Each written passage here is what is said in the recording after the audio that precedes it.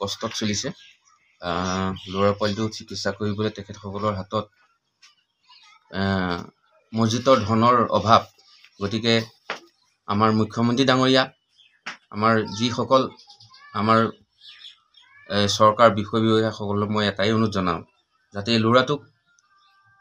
সুচিকিৎসা প্ৰদান কৰি তেখেতৰ পৰিয়ালবৰ্গক যাতে চকু মিলি চাই তাৰে আহ্বান জনালোঁ জিএমচি দেখাইছিলোগৈ খালি চেকআপত মাতিছিলে পইচা অভাৱৰ কাৰণে নিব নোৱাৰিলোঁ মানে এতিয়া বৰ্তমান অৰুণজ্যোতি তাত দেখাই আছিলোঁ এমাহমান কৰিলোঁ আকৌ পইচা পাতি অভাৱৰ জহত মানে এতিয়া নিব পৰা নাই আৰু কোনোবাই সহায় কৰিছে নেকি সহায় কোনেও পোৱা নাই চৰকাৰে আজিলৈকে কিবা সাহায্য দিয়া নাই নাই পোৱা একোৱে পোৱা নাই অংগনবাড়ীতো সেয়া কাগজ পত্ৰ দিলোঁ লৈহে আছে কিন্তু আজিলৈকে একো কৰি দিব পৰা নাই এবাৰ আমাক এনেই নিয়াটো নিছিলে বাৰু গুৱাহাটীলৈ কিন্তু চেকআপত যাবলৈ মানে পইচা পাতি অকণ অসুবিধা মালিকে অকল দিন হাজিৰা কৰি খুৱাই যে চববোৰ কিনা তাৰমানে সেইটো কাৰণে মানে মই যাব নোৱাৰিলোঁ আৰু চেকআপত সুবিধা পালে ভাল আৰু তেনেকৈ কিবা এটা সহায় কৰিলে মানে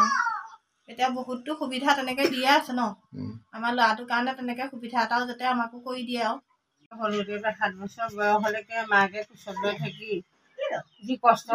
ভুগিবলগীয়া হৈছে আমি এই দেখি অতিষ্ঠ হৈছোঁ গতিকে সেয়েহে আমি বৰ্তমান মুখ্যমন্ত্ৰী হিমন্ত ছাৰলৈ আমি অনুৰোধ জনাইছোঁ যাতে এই ল'ৰাটিৰ পুষ্টি হ'বৰ কাৰণে তেখেতে আধৰুৱা নোহোৱাকৈ যেন ল'ৰাটো ট্ৰিটমেণ্ট ল'বলৈ কিবা এটা সুবিধা কৰি দিয়ে সেয়েহে আমি হিমন্ত বিশ্ব শৰ্মালৈ প্ৰাৰ্থনা জনাইছোঁ হ'ব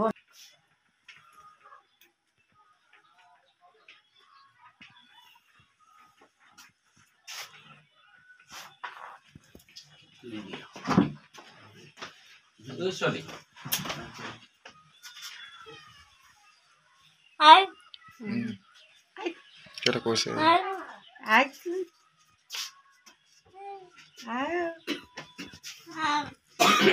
লিখা গ'লে লিখা